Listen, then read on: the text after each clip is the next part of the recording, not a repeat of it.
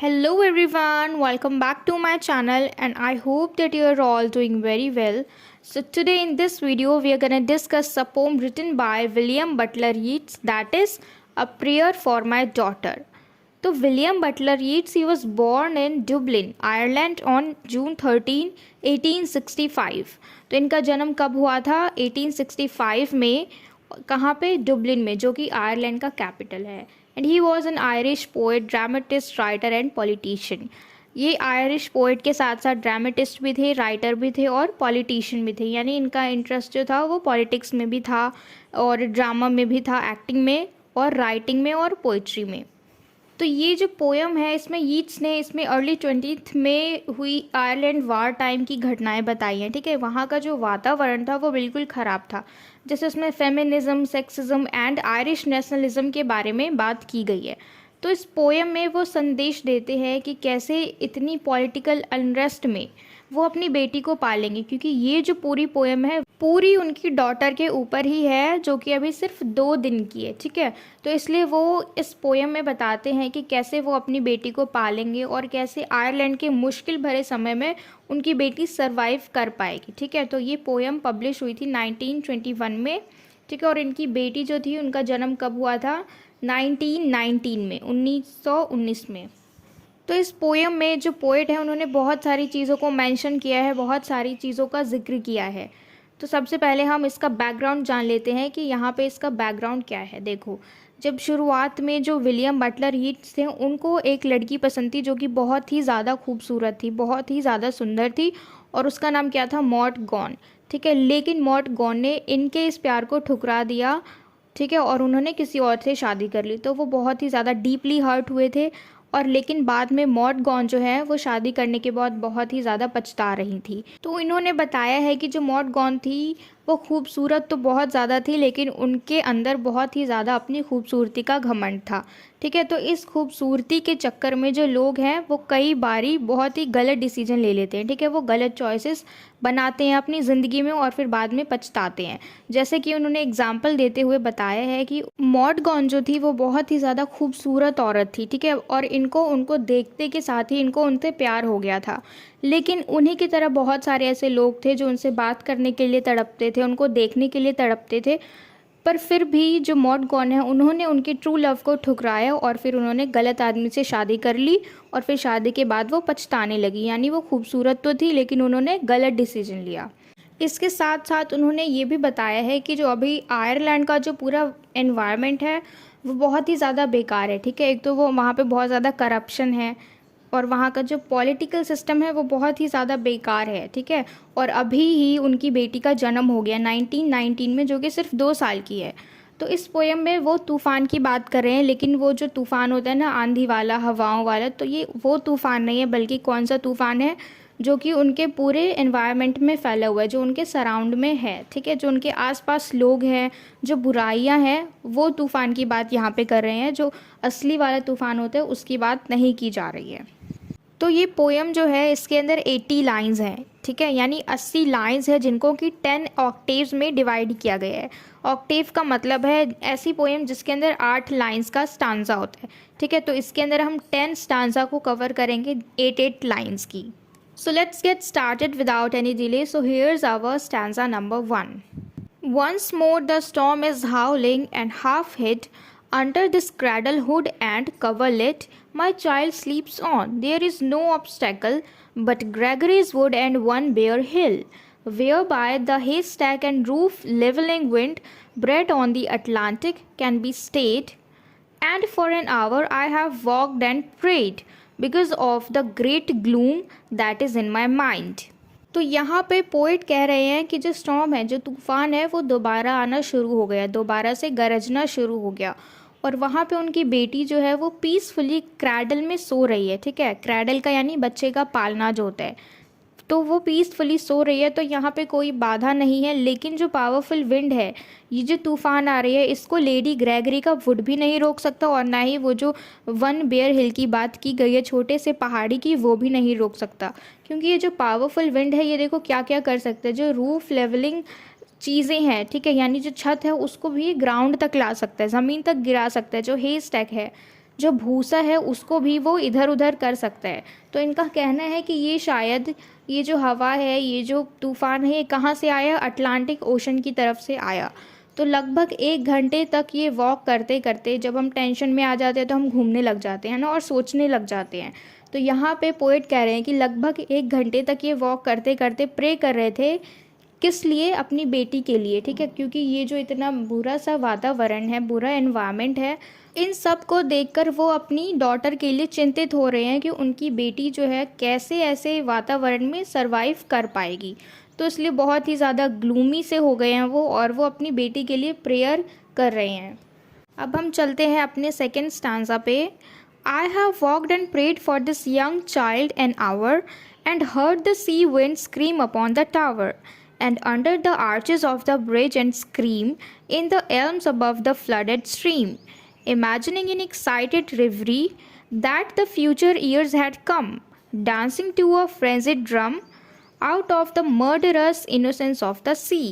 अब पोइट यहाँ पे कह रहे हैं कि लगभग 1 घंटे तक मैंने अपने चाइल्ड के लिए प्रेयर किया, और ये जो शोर है, जो समंदर से आवाज़ आ रही है, इतनी ज़्यादा चीखने की आवाज़, चीखना, स्क्रीम का मतलब है यहाँ पे शोर, ठीक है, जो आ रही है वो कहाँ कहाँ से आ रही है, ये मैं अपने टावर में भी सुन सकता हूँ, और कहाँ, under the arches of the bridge, bridge के पास से भी सुन सकता हूँ, और ये जो स्क्रीम है वो एल्म्स से भी आ रही है, यानी जो पेड़ है जो बहुत ऊंचाई पे है वहाँ से भी इसकी आवाज़ आ रही है, एंड द फ्लडेड स्ट्रीम, और जो छोटी छोटी नदियाँ हैं ये आवाज़ जो है वहाँ से भी आ रही है। यानी ये इतनी ज़्यादा आवाज़ कर रहा है ये तूफ़ान, समंदर के थ्रू, उसकी हवाओं के थ्रू, कि टावर से भी, ब्रिज से भी, और एल्म से भी, और फ्लड स्ट्रीम से भी इसकी आवाज़ आ रही है। यानी ये जो बुराई है वो हर जगह फैल चुकी है, ठीक है, कितनी भी दूर हो भले चाहे चीज़ें, पर फिर भी उसकी आवाज़ आ रही है, उसकी जो शोर है वो सुनाई दे रही है, ठीक है। तो यहाँ पे ये जो शोर है ये हवा का शोर नहीं है, ये तूफ़ान का शोर नहीं है। कौन सा शोर है? जो पूरे में फैला हुआ है गंदगी, जो सोसाइटी में, ठीक है, जो बुराई है उसका शोर है। और अब वो कह रहे हैं कि वो एक्साइटेड हो के इमेजिन कर रहे हैं कि जो फ्यूचर उन्होंने पहले देखा था, सोचा था कि फ्यूचर ऐसा होगा, तो ये वही फ्यूचर है जो अब आ चुका है, जो अब प्रेजेंट टाइम में जो उन्होंने सोचा था वो अब आ चुका है, ठीक है। डांसिंग टू अ फ्रेंजिड ड्रम, और ऐसा लग रहा है कि वही फ्यूचर मेरे आगे बहुत ही ज़्यादा डांस कर रहा है, ड्रम की बहुत तेज़ आवाज़ पे डांस कर रहा है, और मुझे बताना चाह रहा है कि ये जो सी है इसकी इनोसेंस पे मत जाओ, अगर तुम इसके अंदर जाओगे तो ये बहुत ही ज़्यादा खतरनाक भी हो सकता है, ठीक है। दिखने में वो सी बहुत शांत है लेकिन मर्डरस है, अगर तुम जाओगे तो वापस नहीं आ पाओगे। मर्डरस यानी बहुत ही खतरनाक है, ठीक है, तो उसकी इनोसेंस पे मत जाओ, वो मर्डरस है, इस बात को भी ध्यान में रखो। तो अब हम चलते हैं स्टैंजा नंबर 3 पे।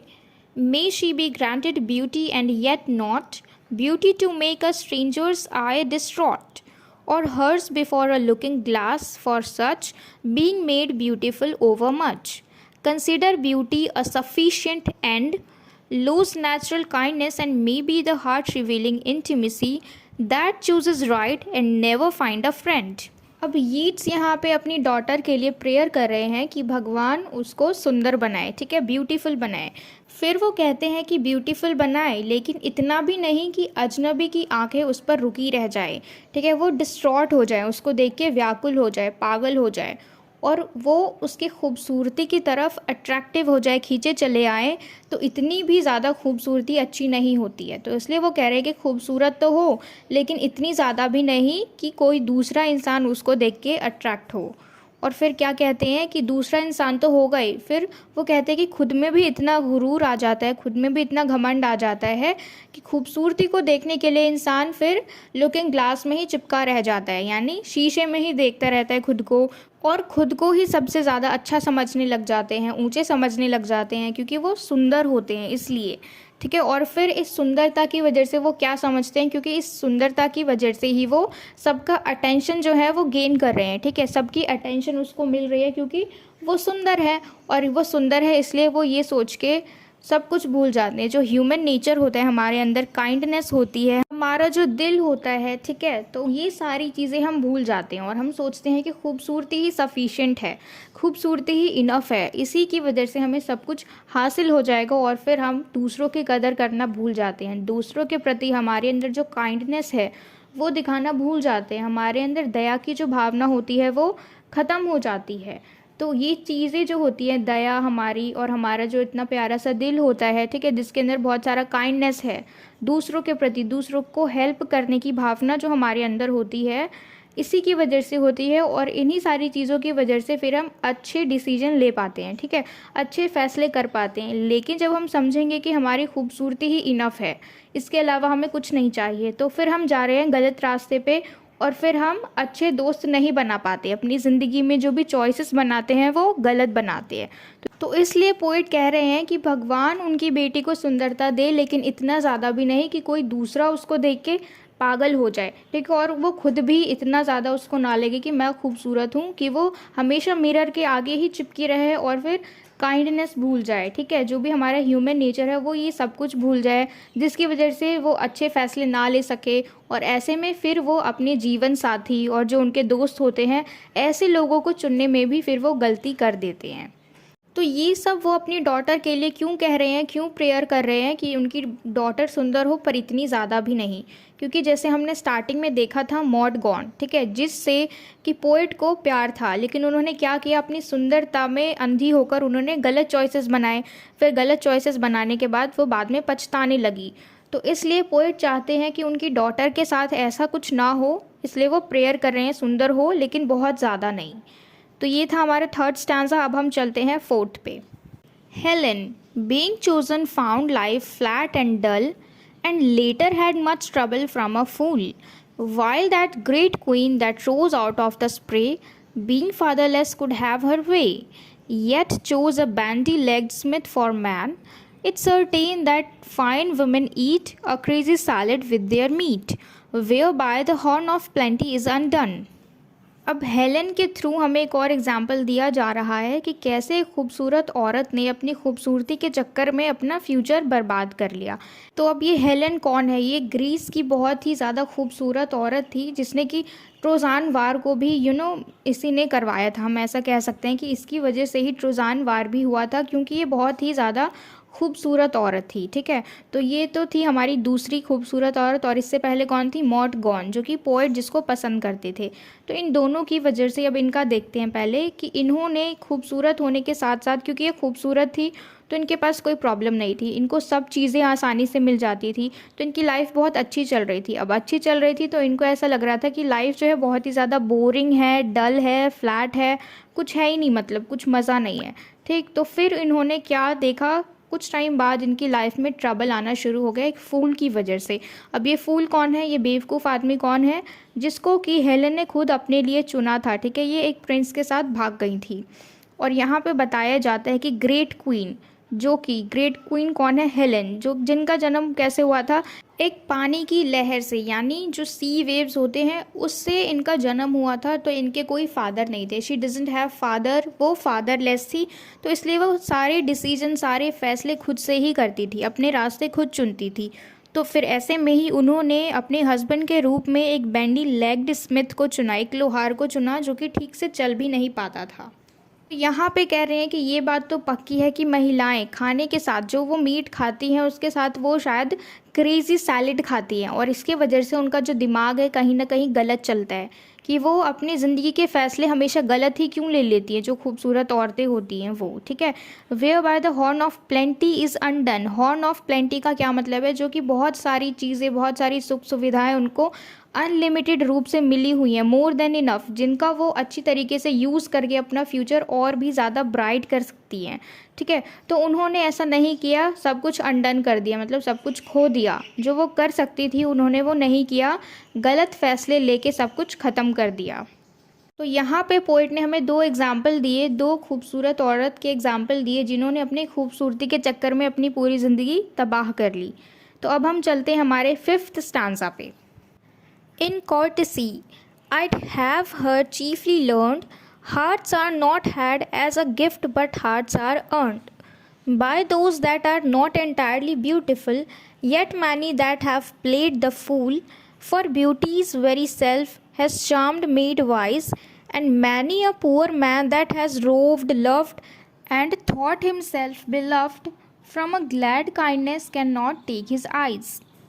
अब पोइट यहाँ पे फिर से अपनी डॉटर की बात करते हैं कि इन कॉर्टेसी, यानी वो अपनी डॉटर को अच्छे अच्छे मैनर्स सिखाएंगे। और क्या सिखाएंगे कि जो दिल है वो हम गिफ्ट में नहीं लेते हैं, गिफ्ट में नहीं पाते हैं, लेकिन हम दिलों को जीतते हैं। अच्छे अच्छे काम करके, हमारे अच्छे बिहेवियर से हम दिलों को जीतते हैं। अब ऐसा नहीं है कि जो दिल जीतते हैं वो खूबसूरत लोग ही होते हैं, ठीक है, क्योंकि ये काम वो भी करते हैं जो खूबसूरत नहीं होते हैं। कैसे? अपने गुड बिहेवियर की वजह से। और फिर वो बात करते हैं कि कुछ आदमी होते हैं जो इधर उधर घूमते रहते हैं, सोचते रहते हैं कि कोई खूबसूरत औरत मिल जाए, कोई खूबसूरत लड़की मिल जाए जिससे कि वो शादी कर ले। लेकिन जब वो इधर उधर घूमते हैं और जो सुंदर नहीं है उन लड़कियों का भी वो बिहेवियर देखते हैं, तो फिर उनका माइंड चेंज हो जाता है और फिर वो उनके फेस से भी प्यार करने लग जाते हैं। भले ही उनका जो फेस है वो ब्यूटीफुल नहीं है, सुंदर चेहरा नहीं है, पर फिर भी उनका माइंड चेंज हो जाता है। क्यों? उनके अच्छे बिहेवियर की वजह से। और ऐसा नहीं है कि उनकी नज़रें खूबसूरत चेहरे पे ही आके रुकती हैं, बल्कि उनकी नज़रें जो हैं, जिनके पास काइंडनेस है, वहाँ से भी उनकी नज़रें नहीं हट पाती। क्यों? क्योंकि जो उनकी भावना है, जो उनका बिहेवियर है, वो कहीं ना कहीं बहुत ज़्यादा सुंदर है। तो उनके व्यवहार की सुंदरता कई ज़्यादा बेहतर है उनके चेहरे की सुंदरता से। तो पोइट यहाँ कहना चाह रहे हैं कि सुंदरता ही सब कुछ नहीं है, हमारा अच्छा बिहेवियर जो है वो भी बहुत मैटर करता है। अब हम चलते हैं हमारे स्टैंजा नंबर 6 पे। May she become a flourishing hidden tree that all her thoughts may like the linnet be and have no business but dispensing round their magnanimities of sound nor but in merriment begin a chase nor but in merriment a quarrel O may she live like some green laurel rooted in one dear perpetual place। अब यहाँ पे जो poet हैं वो क्या कह रहे हैं कि उनकी बेटी जो है वो बहुत अच्छे से फ्लरिश करे, यानी आगे बढ़े, ठीक है, लेकिन एक हिडन ट्री की तरह, वो किसी की नज़रों में ना आए, किसी की बुरी नज़र उस पर ना पड़े। भगवान उसको सुंदर तो बनाए, लेकिन उसकी सुंदरता पे किसी की बुरी नज़र ना पड़े, ठीक है। वो अच्छे से फ्लरिश करे, लेकिन एक हिडन ट्री की तरह, ठीक है। और उसके जो थॉट्स हों वो कैसे हों? लिनेट की तरह। लिनेट एक बर्ड है जो कि बहुत ही अच्छा गाना गाती है, तो इसलिए पोइट कह रहे हैं कि उसकी जो थॉट्स हैं, ठीक है, वो लिनेट बर्ड की तरह हों, बिल्कुल मीठे। एंड हैव नो बिजनेस, और उसके पास कोई काम ना हो, लेकिन उसके अंदर इतनी दया भावना हो, इतनी उदारता हो सबके प्रति, और ये सारी चीज़ों को वो गाने के थ्रू हर जगह फैलाए, ठीक है।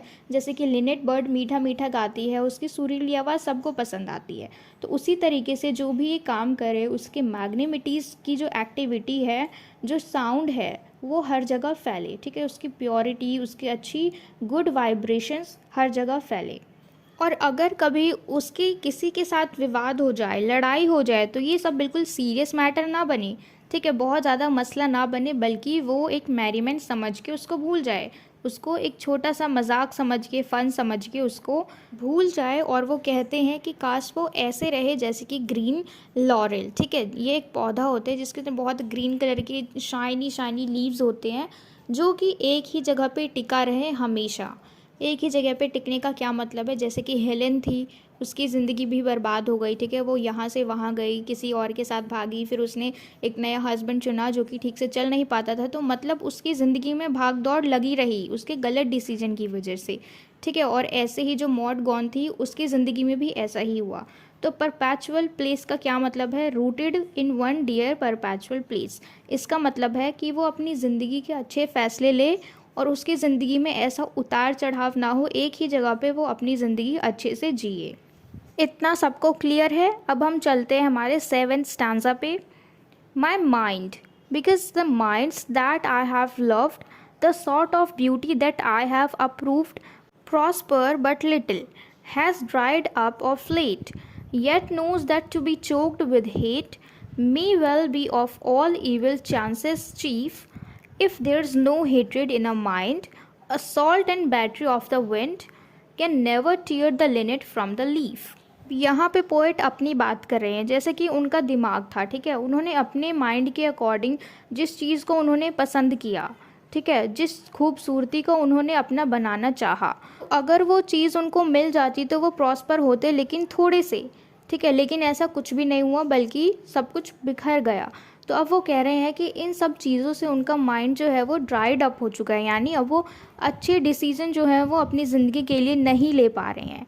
Yet knows that to be choked with hate may well be of all evil chances chief. अब यहाँ पे वो कह रहे हैं कि फिर भी उनको जो वो चीज़ चाह रहे थे अपना बनाना, वो उनकी नहीं हुई, ठीक है, पर अभी भी उनको इतना समझ है कि अगर वो उस चीज़ से नफ़रत करने लग जाए, ठीक है, जिनको वो पसंद करते थे उससे वो नफ़रत करने लग जाए, तो ये नफ़रत जो है, ठीक है, ये एक तरीके से ऐसा है कि जैसे वो गला घोंट रहा हो, ठीक है, क्योंकि जो दूसरा वाला इंसान है वो तो अब हट गया, दूर हो गया, उसको कोई मतलब ही नहीं है, और हम अकेले ही उससे प्यार करते रहें या नफ़रत करते रहें, तो ये जो नफ़रत है ये उसके साथ साथ, क्योंकि नफ़रत करने के बाद हम उसको फिर भी नहीं पा सकते हैं, तो इस नफ़रत में और जो बाकी बुराइयां हैं, जो और बाकी ईविल हैं, वो सारे चांसेस लेके हमारे अंदर और भी ज़्यादा बढ़ जाते हैं, ठीक है, उन सारे ईविल को चांसेस मिल जाते हैं और ज़्यादा बढ़ने के। तो यहाँ पे पोइट कह रहे हैं कि हेट जो है, जो नफ़रत है, वो हमारे दिल में नहीं होना चाहिए, ठीक है। If there is no hatred in a mind, assault and battery of the wind can never tear the linnet from the leaf। अगर हमारे दिल में, अगर हमारे दिमाग में किसी के लिए नफ़रत नहीं होगी, तो ये जो असॉल्ट है, असॉल्ट यानी एक तरीके से विंड का हमला, ठीक है, जो भी हवा है, जो भी हमला है, जो भी अटैक कर रहा है लिनेट के ऊपर, उस अटैक की वजह से वो लिनेट जो है उस पत्ते से, उस पेड़ से अलग नहीं होगी। तो वो लिनेट कौन है? हम हैं। और ये जो असॉल्ट है, ये जो हमला हो रहा है विंड का, ये क्या चीज़ है? ये नफ़रत है। तो ये जो नफ़रत है ये चीफ है, बुराइयों में सबसे ज़्यादा बुरा कौन है? नफ़रत है। अगर ये हो जाए तो फिर सब काम ख़राब हो जाएगा। तो इसलिए अगर हमारा दिल साफ़ है, हम पॉजिटिव सोच रहे हैं, किसी के लिए गलत नहीं सोच रहे हैं, तो हमारे साथ भी कभी बुरा नहीं होगा। जिस तरीके से इतने अटैक के बाद भी, इतने पावरफुल विंड के बाद भी जो लिनेट बर्ड है वो लीफ से, वो पेड़ से अलग नहीं हुई, उसी तरीके से कि अगर हम यानी लिनेट हमारे ऊपर कोई अपने हेट्रेड की वाइब्रेशंस देगा, अपनी नफ़रत की भावनाएं हमारी तरफ फैलाएगा, तब भी हमारे ऊपर कुछ असर नहीं होगा, ठीक है। क्यों? क्योंकि हम तो पॉजिटिव है, हम अच्छा सोच रहे हैं। जिस तरीके से लिनेट उस पेड़ के साथ अभी भी है, ठीक है, उस विंड के अटैक ने उसको उस पेड़ से अलग नहीं किया। तो अब हम चलते हैं हमारे 8th स्टैंजा पे। An intellectual hatred is the worst, so let her think opinions are accursed. Have I not seen the loveliest woman born out of the mouth of plenty's horn? Because of her opinionated mind, barter that horn and every good by quiet nature's understood for an old bellows full of angry wind.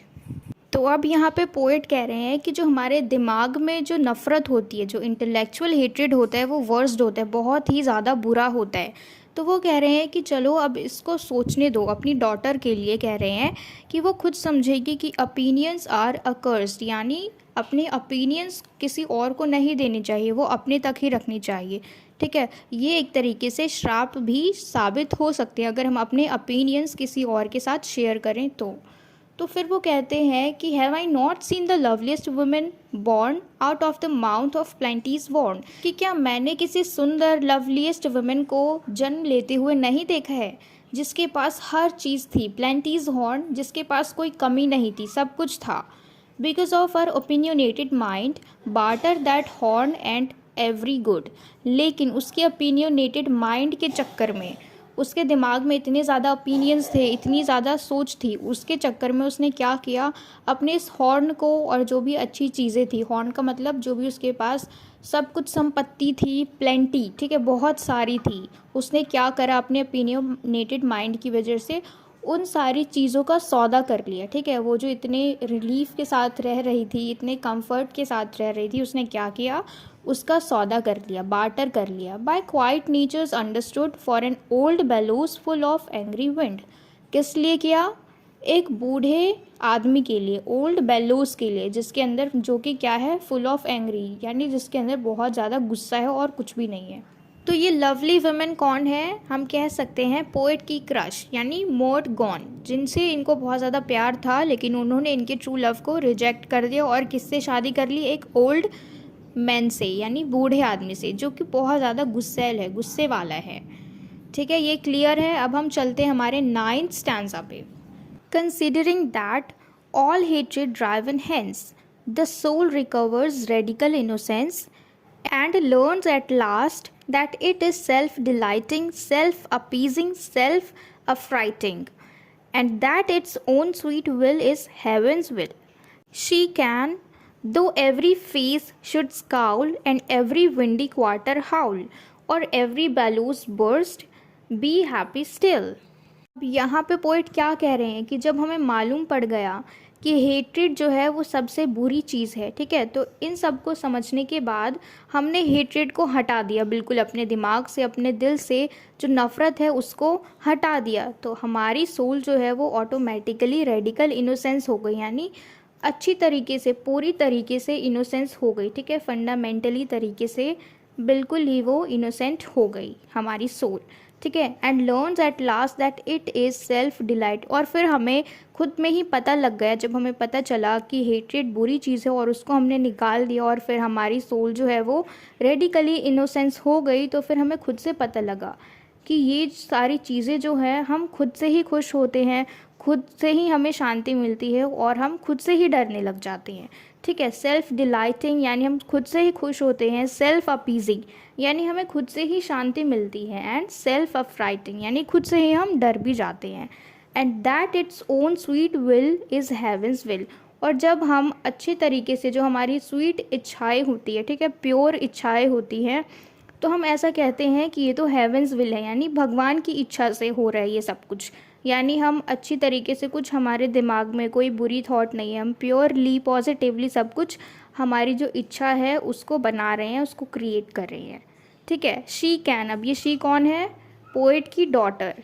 दो every face should scowl and every windy quarter howl, चाहे हर इंसान उसको गुस्सा दिखाए, उसके ऊपर गुस्सा करे, या फिर कोई उसके ऊपर चीखे, और एवरी बैलोज बर्स्ट, और चाहे सब लोग उसके ऊपर बहुत ज़्यादा गुस्सा करने लग जाएं, बी हैप्पी स्टिल, पर फिर भी वो खुश रहेगी। क्यों? क्योंकि उसका जो दिमाग है, उसकी जो सोल है अब इनोसेंट हो चुकी है, उसके अंदर कोई भी नफ़रत नहीं है, तो वो क्या करेगी कि जो लोग चिल्ला रहे हैं, जो लोग चीख रहे हैं, वो उनको करने देगी, वो लोग जो भी कर रहे हैं वो सारी चीज़ें उसके ऊपर असर नहीं करेंगी, ठीक है। क्यों? क्योंकि अब वो कुछ बुरा सोच ही नहीं रही है, इसलिए अब वो शांत रहेगी, बी हैप्पी स्टिल, यानी अब वो बिल्कुल खुश रहेगी और शांत ही रहेगी। तो अब हम चलते हैं हमारे 10th स्टांजा पे, जो कि इस पोएम का लास्ट स्टांजा है। And may her bridegroom bring her to a house where all the customed ceremonious for arrogance and hatred are the wares peddled in the thoroughfares, how but in custom and in ceremony are innocence and beauty born. Ceremony's name for the rich horn and custom for the spreading laurel tree. तो अब last वाले stanza में poet क्या prayer कर रहे हैं अपनी बेटी के लिए कि उनका जो ब्राइड ग्रूम होगा, जो उनका हस्बैंड होगा, होने वाला हस्बैंड होगा, वो उसको ऐसे घर में लेके जाए जहाँ पे कस्टम सेरिमनीज, यानी जहाँ पे रीति रिवाज को फॉलो किया जाए, ठीक है, जहाँ पे ट्रेडिशंस को फॉलो किया जाए, जहाँ पे सब कुछ अच्छा हो, उसको सीखने को मिले, ठीक है, यानी वहाँ पे भी उसको नई नई चीज़ें सीखने को मिले, वहाँ पे भी वो अपने संस्कारों के दायरे से बाहर ना जाए।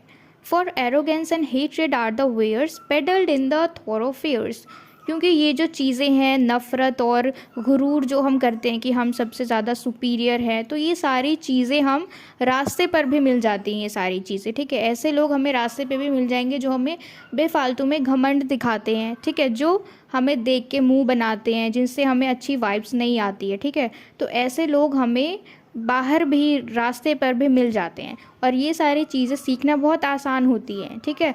तो रीति रिवाज को सीख कर उनके अंदर ही रहना, ये चीज़ बहुत मुश्किल है, इसलिए वो चाहते हैं कि जो भी उनका ब्राइड ग्रूम होगा वो उनको ऐसे घर में लेके जाए शादी करके जहाँ पर रीति रिवाजों को फॉलो किया जाए, ट्रेडिशंस को ऊपर रखा जाए। How but in custom and in ceremony are innocence and beauty born, क्योंकि ये सारी चीज़ें जो हैं, कस्टम जो रीति रिवाज हैं, ठीक है, जो सेरेमनी होती है, ये सारी हम एक तरीके से कह सकते हैं इनोसेंस माना जाता है, ठीक है, क्योंकि ये सारी चीज़ें बहुत अच्छी होती है, ये सब एक प्योरिटी का प्रतीक होती है, क्योंकि बाहर जो लोग रहते हैं, जो इन सारी चीज़ों को फॉलो नहीं करते हैं, रीति रिवाजों को, ट्रेडिशंस को फॉलो नहीं करते हैं, वो कैसे भी अपनी ज़िंदगी जीते हैं, ठीक है, उनकी ज़िंदगी जीने का तरीका कुछ होता ही नहीं है। लेकिन जो इसमें रहते हैं, ट्रेडिशंस में, अपने कस्टम के दायरे में रहते हैं, वही एक सुंदर ब्यूटी है, ठीक है, वही एक अच्छी सुंदरता है। Ceremonies a name for the rich horn and custom for the spreading laurel tree। तो ये जो सेरेमनी है, एक तरीके से हम कह सकते हैं कि ये ट्रेडिशन के अंदर ये सारी चीज़ें इंक्लूड की जाती हैं, ठीक है। सेरेमनी हो गई, जो भी शादी के वक्त रीति रिवाज चलते हैं वो सब क्या माने जाते हैं, रिच हॉर्न, यानी वो सारी संपत्ति, वो सारे सुख समृद्धि जो हमें मिलती है, तो इसको हम क्या कहेंगे, रिच हॉर्न, जिससे कि हमें सचमुच में खुशी मिले, ठीक है, हम सचमुच में सफिशिएंट फील करें। तो ये सारी चीज़ें कस्टम वगैरह ये सब क्या है, स्प्रेडिंग लॉरेल ट्री, यानी एक लॉरेल ट्री, ऐसा ट्री जो कि फले फूले लेकिन एक जगह पर ही रह के, ठीक है। तो ये अपनी बेटी के लिए, अपनी डॉटर के लिए भी ऐसा ही चाह रहे हैं कि अगर उसकी शादी होगी तो उसका ब्राइड ग्रूम जो होगा वो उसको ऐसे घर में लेके जाए जो बहुत ही अच्छी तरीके से मैनेज्ड हो इन कस्टम्स के थ्रू, ठीक है, इन ट्रेडिशंस के थ्रू, जिसमें कि उसको याद रहे अपने संस्कार, अपनी कॉर्टेसी, अपने गुड मैनर्स, ठीक है, काइंडनेस, ये सारी चीज़ें वो अपनी शादी के बाद भी ना भूले। तो यही सारी चीज़ें वो अपने प्रेयर में मेंशन कर रहे हैं अपनी डॉटर के लिए। तो ये हमारी पोएम का लास्ट स्टांजा था जो कि ख़त्म हो चुका है। तो मुझे उम्मीद है कि आपको हर एक स्टांजा अच्छे से क्लियर हुआ हो, अच्छे से समझ में आया हो। And if so then please let me know in the comment box if you liked this video, if you've understood this video, and share it with your friends as well so that they can get help from it. And yes, don't forget to subscribe my channel. Until we meet in the next video, keep learning.